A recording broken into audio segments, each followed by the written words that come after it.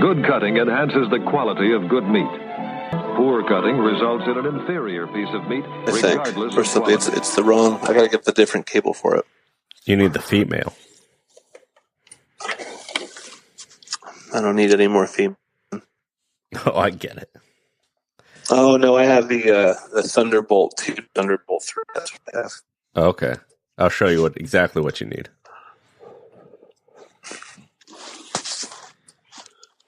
All right. So you gave a talk about integrity today? I did. The band Integrity and how sweet they are. Yeah.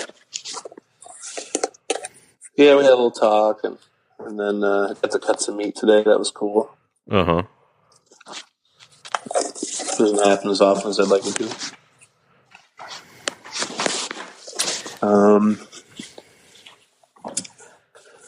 Yeah, that's it. I got some moldy beef in my cooler I got to cut super quick. Sweet. Mm-hmm. Really sweet. David? Yeah. If you were to grind up a 700-pound carcass into hamburger, how much would it yield? 700 pounds? Mm-hmm. I don't know, 385. 385 pounds. And then what would happen to the other 420? Blaze it? No, would it be... Yeah. It'd be, the remainder would be 320. fat and glands and bones and ligaments and cartilage. And what could you do with that stuff? Well, you could go the classic route, cut it down into 3x4 inch pieces and sell them as dog bones, or sell them for bone broth, or make them into bone broth and really make some cash. That's what we do. That's a good way to go. Depending on your demographic, you can sell tendons. I sell a ton of tendons. Yeah. And then everything else that's edible, but just not what we want, goes into pet food, raw pet food. So I have very little rendering. Mm-hmm. You know? Well, that's good. Yeah. Yeah. There's no rendering company around here. It's incredible. I mean, I thought the DARPro was everywhere. I finally found a place that's remote enough that they don't exist. Any recommendations on Butchery books? Butchery books. and why is that, David? Is it because books are dumb and for intellectual cucks? Well, yeah. Books are elitist. I'm just kidding. No, just because, I mean, it's like, there's like nice photos, you know, they're always beautiful setups, but they just don't make any sense. And there's absolutely no context. You know, photos are so two-dimensional and, just weird. I mean, you're way better off looking at YouTube videos. I mean, for instruction, I mean, I guess if you want like a coffee table book or like something to look at that is inspiring, get the NAMP guide. Mm-hmm. That's what I'd get. That's my recommendation for a meat book right there. I take it back. There is one. It's the NAMP guide. Okay. Now, my problem with butchering books and and even the NAP guide, and I perused when I was first getting into it. I perused all the big names out there, you know, all the ones that everyone looks at, of course. And it's me too. It's very myopic.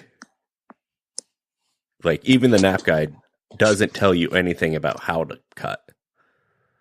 And, yeah, totally. No, it doesn't. That's true.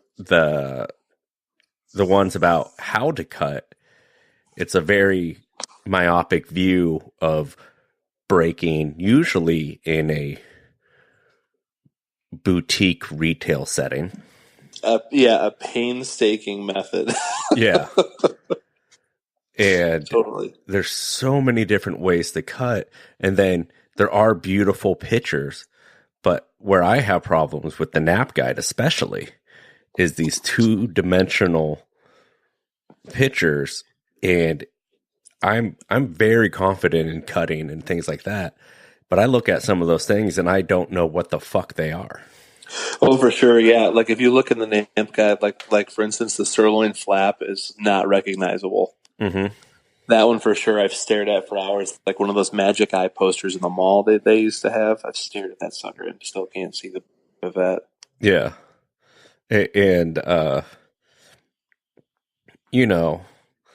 that being said, if I were to ever write a book, I would recommend that one. So please buy my future book. That's not out yet. or not even in the works yet. Would you ever write a book, David? Write a book? Mm-hmm. Sure. Yeah, oh yeah. About butchery or like nonfiction or what? No, probably like, butchery related erotic fan fiction. Erotica. Because I think it was a couple of Valentine's days ago that we realized that there was such a shortage of it. Yeah. I feel like just from like an economic standpoint, it would be a good investment of my time. And when I was researching for this last Valentine's Day episode, trying to come up with something to talk about, I typed in the word butcher and sausage maker and, more of the unusual search engines out there. Oof. Uh-huh. And, the ones that show homemade documentaries. Oh, no. And yeah, there's a lot of things you could do with link sausage that resembles some kind of beads of some kind. Oh, no. Yeah. You went like full throttle into the dark web, it sounds like. I did, and I used DuckDuckGo and a VPN, as always. And there was just no material there in those, avant-garde butcher documentaries that I saw. I'm picturing like those short, like Filipino longanisa. Is that accurate or no? Some of it was like a, like a 5-to-1 and like a 40 centimeter hog casing. Oh dear God. Some of it was like a straight up like a summer sausage, like one of those ones that are like collagen. Like yeah, but you like peel the collagen off, and they're like the size of a Coke can. Oh no. Yeah. I hate this. Mainly from a food safety standpoint. Yeah. It got weirder too when you start looking into like the role playing of like slaughter play. That was one. Whoa. And like Picton shit? Yeah, like seeing usually men and other men with like in game roles are involved, and yeah, I can't unsee that. No kidding. But there was like, I guess now I have the content and material from it. Just for Valentine's Day, I had no way to work it in because it's so visual, these documentaries. I thought about playing some sound bites. Cross for the rest of us. What? Oh no! I said I'm glad you died on that cross for the rest of us, man. Yeah. I don't want anything to do with that. Every once in a while, I get someone on Instagram. I'll get usually I don't know if they're troll accounts or what, but someone will. One message I got was someone saying, "I want you to fuck me like a pig," and I was like, "I don't know what that means because I don't have sex with pigs." Yeah, what does that mean? I imagine it's dirty and squealy. Oof. And I have a pig wiener that's, if you didn't know, pig wieners are corkscrewed. Yeah. Maybe that's what it was. I don't know. And then there's other random stuff I get. And then I just block. I usually do a screenshot and show Melissa because it's funny. But then I block. That's a pretty funny one. I'm going to try to remember that. Yeah. Then I just think of Deliverance. I'm going to make you squeal. Oh, yeah. I mean, that makes more sense. Mm-hmm. Oof. A lot of tasty visuals tonight here. I know. On the meat block. Yeah, Warren Beatty. Wasn't he in Deliverance? Wasn't he the guy who got squealed? John Voight was also in that movie. Yeah, I know John Voight was. And John Voight was with Billy Bob Thornton? Seems like he should have been in it. No, that was way before his time. Yeah. John Voight was also in Midnight Cowboy, which is the only rated X movie to win an Academy Award. Really? Yeah. With Dustin Hoffman. And this is the Movie Block Podcast with Travis and David. I think my favorite John Voight character was Derek Zoolander's dad. David, do you eat meat, or does working with meat make you hate it? Those are two separate questions that I decline to correlate. So, do I eat meat? I will answer this question in greater detail in an upcoming episode about fake meat. Mm-hmm. But the answer to that question right now is no, I don't. Yes. However, it has nothing to do with working with meat because I love the medium. I love working with meat. I love cooking it. I love making value-added products. I love feeding people meat. I love raising animals for meat. It has absolutely no... In fact, I like it more now. But no, I don't eat meat, and that's because my body hates it. Sounds like your body's a real cuck. Yeah, that's what I've been saying to it the last couple of weeks. I'm 2 weeks in. It's pretty weird. I'm eating a lot of raw vegetables right now. Mm-hmm. How are your farts? What's that? How are your farts? I don't think I have them anymore.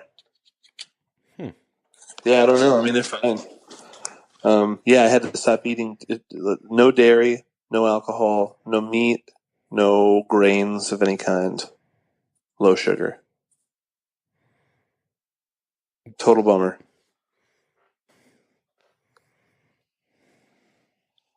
Let's see. If this question's from Lock133.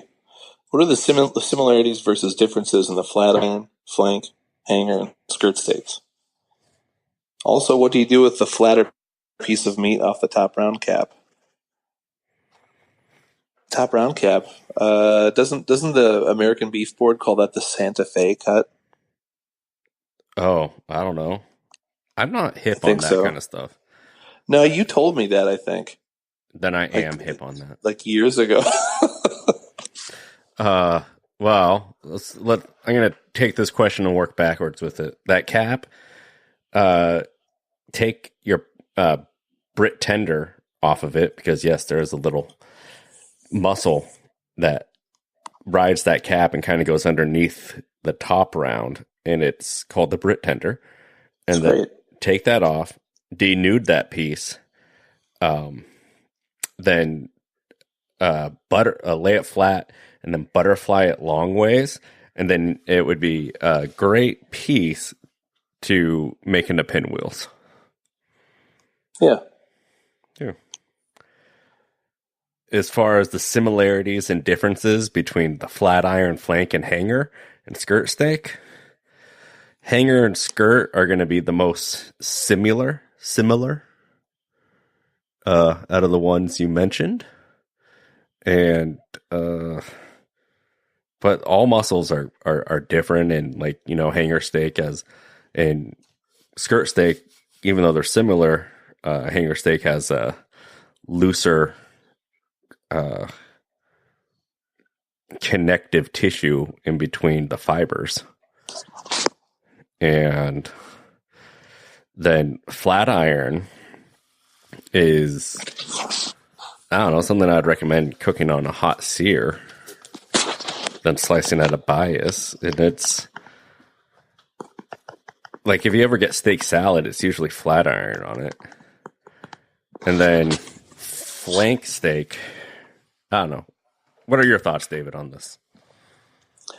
Yeah, no, I think you're right. The hanger and the skirt have those like really defined muscle fibers. I think the hanger's got a deeper beef flavor. I think that's the most flavorful of those four. Mm-hmm. I like the flat iron, but you know, to be honest with you, I freaking hate chicken steaks or feather steaks. Mm-hmm. Like I want nothing to do with that nasty piece of gristle in the middle of there. I want my flat iron to be like prepared, you know, separated into two lengthwise. And that's a nice tender steak, but I don't think it has as good a flavor as the hanger or the skirt. And the flank, I don't know. Flank's got those super long muscle fibers. It's not my favorite cut, honestly. I could go the rest of my life and not eat another flank steak, and I'd probably be happy. I'm the same way. I'd rather eat that top round cap than a flank. Flank is the hand job of steaks. It's like, it's better than no steak. But then again, I'd prefer something else. Yeah. Is it, though? Yeah. Is it? I could just make my own steak. That's right. That's right. And then, you know, talking about that piece of gristle, when I worked retail, we used to cut chicken steaks or feather steaks, as you called them. And I honestly believe we did that because no one until I worked there had the dexterity to seam out a flat iron. Sure. Because it is a difficult cut. Not that difficult. I still struggle with it from time to time, but luckily I'm the only one who sees my mistakes, and if it's bad enough, it goes in the grind. Yeah. But we had a case of chicken steaks, and, you know, we would tenderize them. Still doesn't really do anything for that gristle. And then someone was asking, like, well, what do you do with this? Like, how do you cook it? I'm like, yeah, so you're going to eat on either side of this piece. Like, what about that? And I'm like, oh, that's the gristle. You know, I'll add some tendony flavor, but you're not going to want to eat it. And they're like, okay, ended up buying something else. The owner, as soon as the door shut, I could just feel these hawk eyes on me. She's like, Travis, you know, when trying to sell a steak, could you not say words like gristle? Because it's just not appetizing, and people just don't want to hear it. You lost that sale because you said gristle. Which... Do you think that's true? No, because they ended up buying something else. Maybe they didn't buy that steak because of it. Maybe it's because, like you said, you hate them, and it's unattractive. But I'm also going to call it is what it is. Sure. You know, I'm not going to say. I mean, if you've got people to buy them, you know, I mean, I guess it's worth the margin that you'll gain from it. But I don't think it's worth a margin at all. I think it's I used to regurgitate this to people. Why is it called a chicken steak? Well, actually, it's the first piece of meat they used for chicken fried steak. They had run it through a cuber, and I don't know if that's true. And no cuber is going to help that freaking tendon in the middle of that thing. And as much as we've talked about it, David, I've never had one because it looks unappetizing. Yeah, terrible. That being said, to show my renowned skills at cutting, maybe in competition, I'll seam out half a flat iron and then also do chicken steaks just to present diversity. That's a great idea. Mm-hmm. Have you seen these? You've seen these cool guys cutting these bone-in flat irons lately? Yeah, these 7-bone flat irons. Oh man, that sounds good. I like the name of that. Yeah, I could really market that. No, what, they call it a 7 bone because the bone looks like a 7, I guess. Yeah.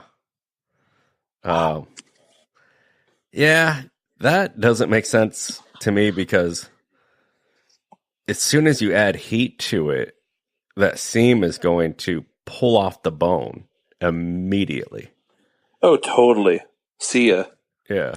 And then it'll be hanging by the top, and then it'll just look like a weird V steak. Yeah, it's gonna look terrible. Mm-hmm. And it's gonna eat weird, and it's gonna take you a bunch of time to cut them super nice on the saw while the rest of your shop is like looking at you, and they're saying like, dude, he's never running the saw again, ever. Yeah. We're all standing here waiting for meat while he's over there playing with a 7 bone. Yeah. I don't even know if it's one of those conversation starters. I don't think it is. Yeah. Like a pork brisket. Yeah. What Oof. Hey, what's that? The Secreto. I used to work with this guy, Juice Pig Joe in Seattle. Yes. And he'd just like throw whatever piece of pork we had that like we weren't selling, he'd just throw it on a plate and put a sign on it that said pork secreto, ask your butcher. And what does secreto mean? It just means secret in Spanish, I think. I like it. And so he'd pretend like it was the secret cut, you know, so I don't know, he'd just make up some weird thing. You know, like where I'm at skill-wise versus where I was, I feel like if you were to put me in a retail environment, I could really razzle-dazzle the case with my skills now. Sure. And just, you know, sell some bullshit to some rich people. Yeah. It would definitely be an Emperor's New Clothes kind of style. Like, oh, you've never heard of that? You dumb idiot. No. Yeah. Or you could also fill it really quickly. Yeah, that would also be really good. Yeah. Yeah, I look back to like working in the retail shop, and there were days where there was like 4 of us in there. Mm-hmm. I think like, God, one of us could have ran that shop, for Christ's sakes. 4 freaking people, no wonder. Someone is giving me the opportunity to possibly work this upcoming Christmas in a retail environment. Ooh. And I think I'm going to do it. Yeah, you got to remind yourself every once in a while, like what, like you got to, you know, you're basically like renewing your vows to your job. Yeah. That you have now when you do that, because you're going to be like, holy shit, oh my God, thank you. Yeah. Job that I have right now. Yeah. And it would be fun. I don't know. It'll for sure be fun. Yeah. That's cool. You know what I used to try to do? I used to convince myself that like when I was tying rib roasts, I was really going to commit to using one of those ring knives. Mm-hmm. Could never do it. Do you know what I've seen? Is these new like fancy butcher aprons now have a place for the string inside where you like pull it from your chest, like an alien style. Whoa. Really? Yeah. Where do you get one of those? I don't know. Do you think Davidson Butcher Supply has one? I hope so. Hey, if you make these fancy aprons, send me one. And I'll try it out. Give you feedback on it. All right. What's the next question, David? Let's see.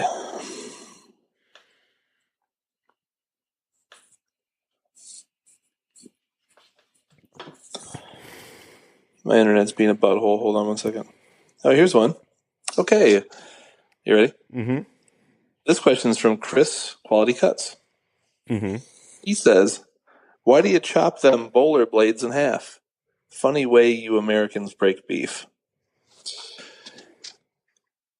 Well, the answer to that question, Chris Quality Cuts, is because the bowler blade or shoulder clod is trash.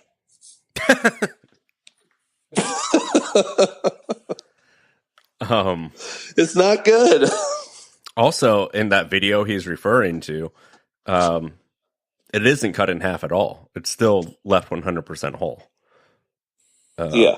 And the only muscle that is sacrificed is you lose 2 inches on the teres major. Teres major. Which you don't sell here in America anyway.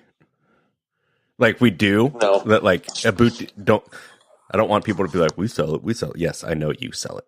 And I sell it too, even when it's 2 inches shorter. And I also save a shit ton of time. Yep, a shit ton. Totally. It's just a matter of time before I go back to the other way of breaking beef, because the way we do it right now is just like there's 50 different ways, and some ways you just work way too hard. Yeah. Way too hard, man. And you're constantly learning too. Like I'm now breaking my beef completely different than is shown in that video because I want a different result. Yeah. And so what are you doing now? Like 4 shank hanging. Yeah. You know, and then it's how we used to do it in retail, and it works good. And it allows you to save different cuts. But the problem is our slaughterhouse cuts through that front tendon, so it's just I can't do it on every beef. Oh, the dummy. That's interesting. Yeah. Why do they do that? Because they're untrained. Yeah. And they cut it at the W joint, not the flat joint. Oh. On the 4/4. And it just makes my life hard. I know. Well, I guess it's better than coming in with hair and shit, but yeah. David Alex 707 or H, I don't know. You know who you are. Where did you learn to butcher? Where did I learn to butcher?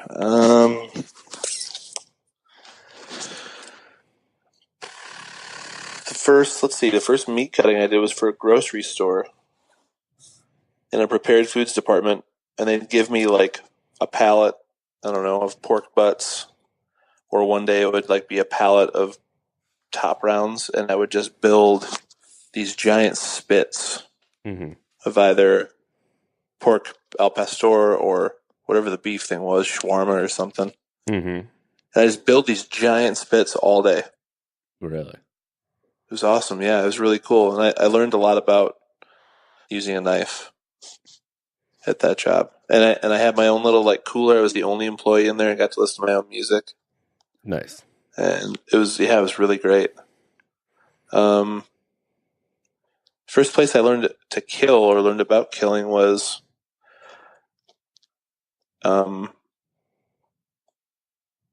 my friend's mobile slaughter truck. And we only did sheep.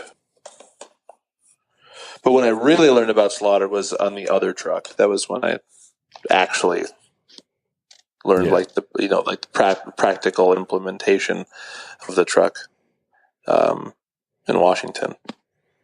The great state of Washington. That's right. Well, I still remember my very first day on the job. The truck was frozen. I was there.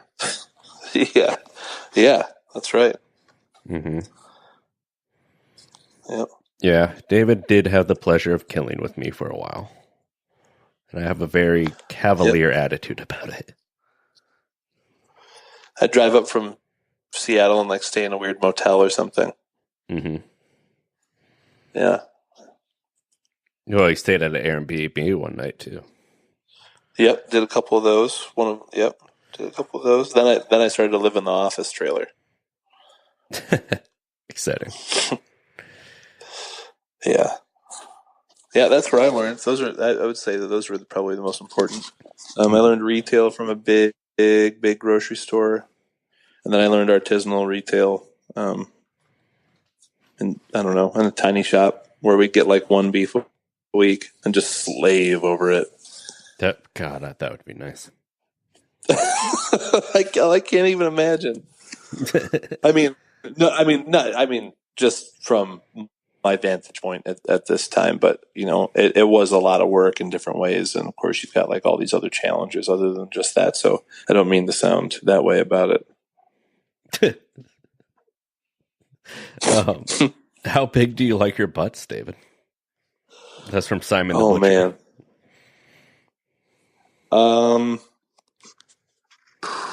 I'd say not like comically large, but more than a handful. Yeah, I have huge hands. That's right. All right, what else? You're talking about pulled pork right now, yeah? No, I'm talking about ass. Oh. Donkeys. Let's see. What else got here? Any other ones? What else you got?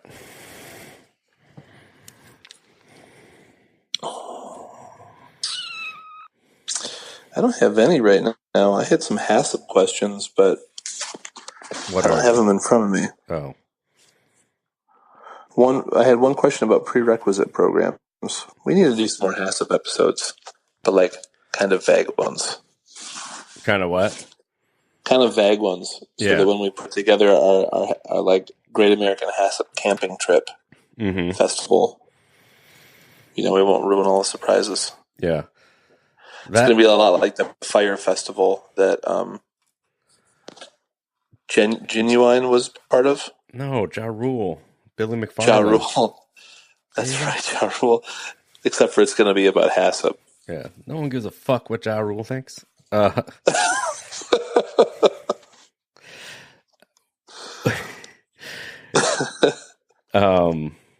That reminds me, quick plug.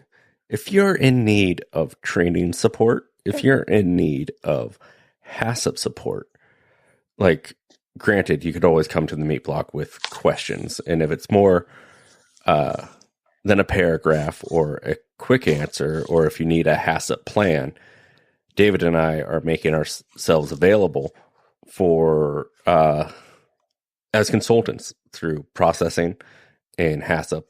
And it would be a something monetary that we would, it's not going to take away from the Meat Block in these questions whatsoever, and our Hasip episodes and how to, but as far as like things that are more than just you would find in a podcast, like you have no idea about Hasip, you need to do this. You contact us. We'll do the heavy lifting and set you up. Yeah, maybe you're looking for like a systematic, robust approach to humane handling. Yes. Or perhaps you're in a NOE because you did not have a robust, systematic approach and need to get out of your NOE. Yeah. Or we're good at those. Yeah. Or perhaps you realize you may be out of compliance on a certain thing and you want to correct it. Maybe you're going from retail and now you have to do USDA. What are the steps that need to do that? What are your limitations on selling wholesale? What are your limitations on, retail exempt and all that? And yeah, so just let us know. Yeah. Also, GFSI certification like SQF. Yes.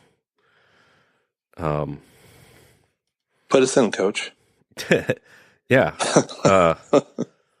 We're looking, we love doing the show, and we know there's a lot bigger questions that we can't answer on this show, and we don't want to have, do ad breaks, and I don't want to do a Patreon or something like that. We actually want to do something where you get something out of it. So, yeah. Yeah, so true. David, where is this? What's my next question?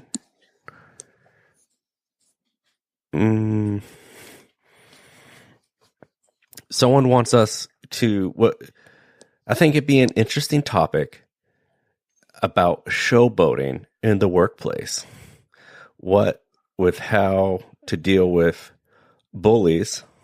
I feel like this happens a lot in meat, and there's a fine line between talking a little shit and promoting a toxic workplace. Yeah, man, I'm like so up to my eyes on that right now. I've kind of adopted a new golden rule. I got this from somebody else that I totally respect their style, and it's the no asshole rule. Mm-hmm. Like, I don't give a shit how fast you are, how strong of work you are, whatever. If you're an asshole, you got no place on the team. So, like, I don't know. It depends on what position this person is in. Like, if they're in any sort of position to change the culture in their shop, and they've got like a lot of buttholes working there, or I don't know if there's like one bully or something like that.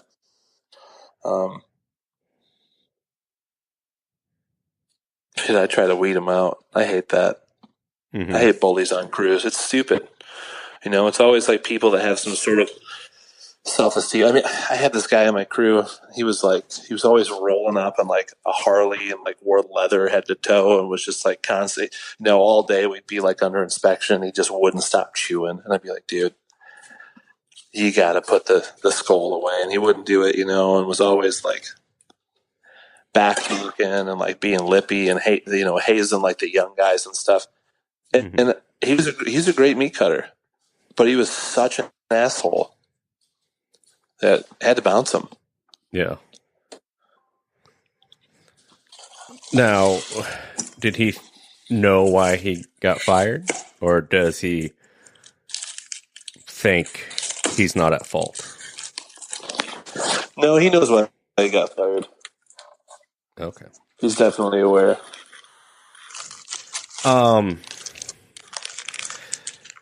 It's weird because I came up in an environment where there was, hazing. Yeah. And where it was a very toxic work environment where people were bullies, people would, there'd be fights on the kill floor. David, what are you eating? This vegan almond cheese. Gross. And there would be fights on the kill floor.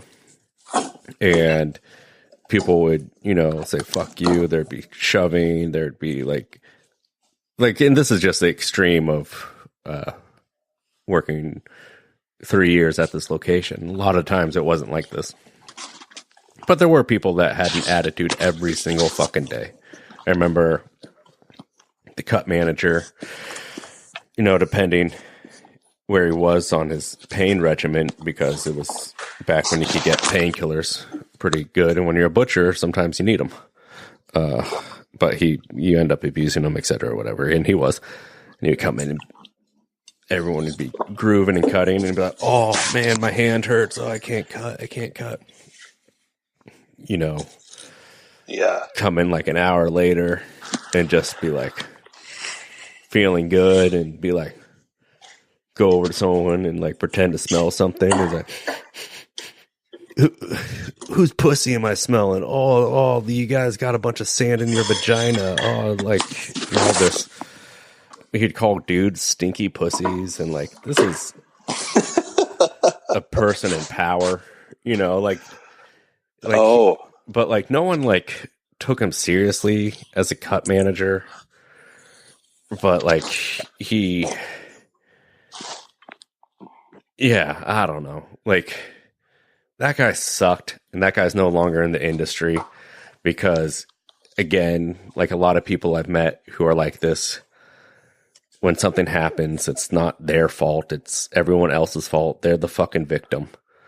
It's like, well, they couldn't handle it, and this is how it is. And it's like, yeah, dude, just because like you did it or someone did it to you doesn't mean you get to do it. Like, yeah. And even when I worked retail, the owners of the shop would like pride themselves on like making people cry in the walk-in and like, really talking down to people and just being overly shitty. And, there were days like I would sit in my car like literally every day, when I worked at this second place I'm talking about, and I would chain smoke until it was the last possible second to go walk into work. And yikes. And then I would be there, and I would make eye contact with someone who was working behind the counter, and either be a nod yes or a nod no. Just what am I walking into? What fucking bipolar mess am I going to deal with now? Oh, man. And I fucking hated it. And it was like the most exhausting, stressful work environment I've ever been at a very low volume shop. But there was just so much drama, just so much just like unnecessary bullshit.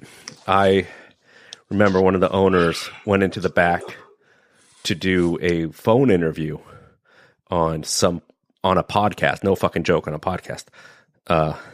And I went out there to get something, and I was very quiet, made a sound, and she had to say, like, what? To the person who was interviewing her. And then she came back at the end, and she's like, who went in the fucking hallway? And I was like, oh, I did. I'm sorry. And she's like, I was on the interview, and I had to ask what? Do you know how fucking embarrassing it is when you're being interviewed and you have to ask what? No way. Yeah. And cool.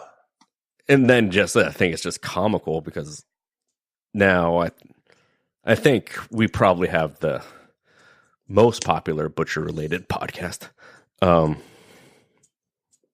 And I say what all the time. Yeah. What? It's not I don't think we can get embarrassed ourselves at this point. Yeah. But like that whole attitude of just like, you know, it happened to me, so whatever. It's just like a shitty attitude, or just like it doesn't even make sense. It's like the same people who like talk about like, you know, now this is going to be somewhat political, but same people are like, I worked and paid my way through college, failing to mention that, you know, college back then cost like $5,000 and you could easily do it. It's the same attitude as like, I made it to the top. So instead of helping people out and leaving the ladder down, I'm going to pull the ladder up and you're going to have to fucking figure it out. Yeah, totally. Bootstrap theory, right? Yeah. Something like that. Yeah. And I know the reason I made it through the toxic environment of slaughter, and you like, is because of nepotism and then just my drive. And if you work in the slaughter industry and you listen to this show, then you're probably, the people I'm talking about aren't you know, people I'm talking about where it's not a career, where it's like they're, I don't know, whatever. I got off topic. I know what you're saying though. Yeah. What else? What could we go out on? What can we what? What could we go out on?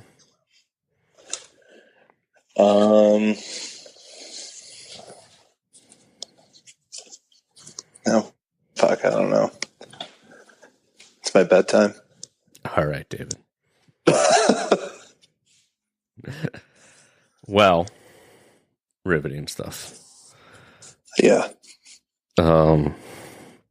Next week, fake meat. Fake meat next week. And yeah, what do you think of fake meat? We'll tell you about it next week. And I encourage you between now and next week to eat some fake meat. Yeah, because I did. I ate some, and I'm gonna tell you all about it. Yeah. All right. For David, you could be here for this part. If you're looking for ways to support the show, the best way to do that is to like and subscribe and tell a friend. Tag us on social media using @themeatblock or using the hashtag #themeatblockpodcast. If you want to contact us, you can email us at themeatblockpodcast@gmail.com. You could tweet at us, even though literally no one does. Nope. At the Meat Block Pod. And you could go to our dead Facebook group. And the reason is because Facebook sucks. It's very... Yeah, Facebook super sucks. Yeah. And it's just... I go on there literally just to get my adrenaline of outrage that I need daily to live. Yep. But you're not even on Facebook anymore. I quit. I need to. Like I quit for 4 years and it was so great. And then I come back and like everything's changed, but everything's for the worst. Yeah. It's a dumpster fire. Yeah. It's like, no offense, Mom, because I know you listen to this, but Facebook is now a place where your parents are. Yeah. And where they post stuff and retweet stuff and get fake news. Not saying you do, Mom, but get fake news about something and outrage culture of like, can you believe this person? Let's make her famous because she's a bitch or something. Yeah. Yep. That being said, keep your knife sharp and live in the margin.